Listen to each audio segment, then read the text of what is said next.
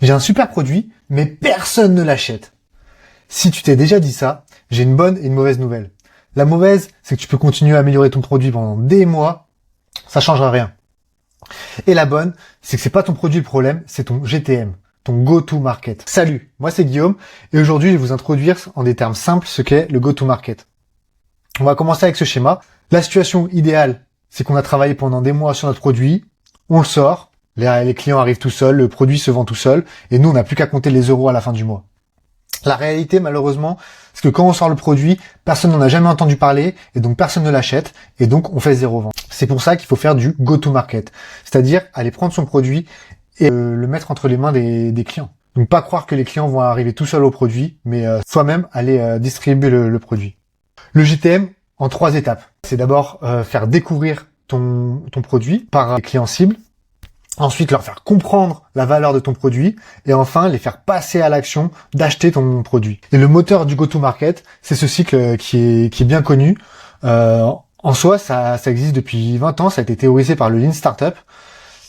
Faire une hypothèse, aller la tester sur le marché, et analyser et tirer des apprentissages de ce test.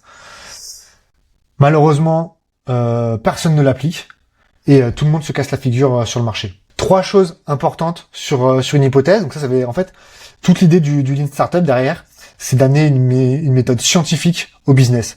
Et donc la méthode scientifique, c'est faire des hypothèses qui sont mesurables, réfutables et reproductibles. Mesurable, ça veut dire que tu dois pouvoir collecter de la data à l'issue des tests. Ça va être vraiment la base. Réfutable, c'est-à-dire que avant même de lancer ton hypothèse, tu dois énoncer très clairement ce qui va valider ou invalider ton hypothèse. Donc par exemple, ton hypothèse, ça va être à travers un canal de publicité. Tu vas dire, ok, si je mets 1000 euros de publicité, derrière, je fais 2000 euros de vente. Et si je suis à 1800 euros, et ça réfute l'hypothèse, et donc c'est pas un bon canal de vente. Et si je suis au-delà, du coup, ça valide. Et reproductible, ça veut dire que si t'as fait tourner ton test, tu le refais dans le futur, ça remarche. Alors quand je dis dans le futur, pas dans 5 ans, on parle d'un futur proche. En gros, ce que je veux dire par reproductible, c'est qu'un buzz pas reproductible, c'est pas une stratégie go-to-market. Maintenant, on va se creuser vraiment sur l'anatomie d'une hypothèse. Donc, quels sont ses composants? C'est vraiment le point essentiel. Donc, ça va être composé de 5 composants. Une personne, donc vraiment l'avatar cible, le persona qu'on va viser. Ce persona, il va avoir un problème. Ce problème, nous, on va y répondre avec des bénéfices qui sont apportés par notre solution. Et au milieu, qui vient faire le pont entre la demande et l'offre, c'est le canal. Donc les personas, le problème, la solution, les bénéfices, ça va être vraiment très intrinsèque à votre business. Le canal, ça va être assez générique. Au final, il n'y en aura pas à l'infini.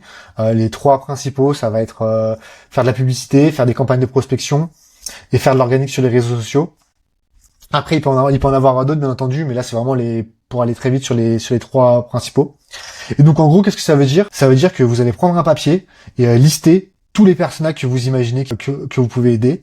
Ensuite, vous allez faire une autre colonne avec tous les problèmes que vous résolvez, toutes les features de votre solution, tous les bénéfices que vos features elles apportent, et enfin tous les canaux. Donc là, ça vous donne 5 colonnes, et une hypothèse, ça va être un schéma qui relie les 5 colonnes.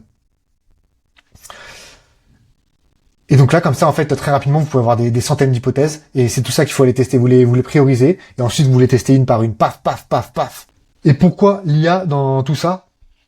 Et au-delà de l'IA, je dirais Claude Code, c'est que déjà, on se base beaucoup sur la data, et quand on parle de data, l'IA, elle est jamais loin. Et moi, personnellement, j'utilise beaucoup Claude Code pour cette phase go-to-market, parce que, comme on vient de le dire, c'est mener un grand nombre d'hypothèses rapidement.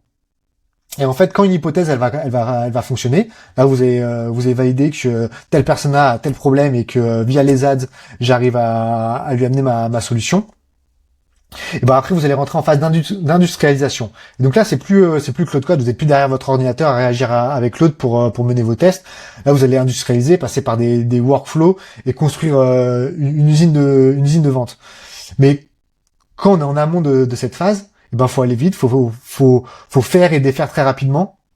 Et c'est là que Claude Code est super puissant, parce que il permet de connecter son contexte, à tous les tools du marché et à beaucoup de data différentes, beaucoup de sources, de données et d'itérer rapidement.